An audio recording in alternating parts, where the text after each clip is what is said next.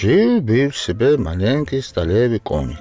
Не любил він стояти без цели. Того щодня вирушав дорогу та помагати своїй друзі. Одного дня на його шляху з'явився слід трончики. І тільки коник в'їхав, перший прильот. Пах!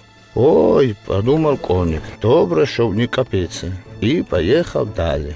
Минуло кілька секунд, другий приліт. Пах! Які вони сьогодні настирливі, тихенько сказав коник. І знову не зупинився. Та тронщики не вгамувалися. Третій приліт. Пах! Мабуть, дуже хочуть зі мною познайомитися. І коник лише додав швидкість. Четвертий приліт. Пах! Фарба, звісно, шкода, але вона до того існує. І поїхав далі. П'ятий приліт. Пах! Ну, це вже починає повторюватися. Шостий приліт. Пах!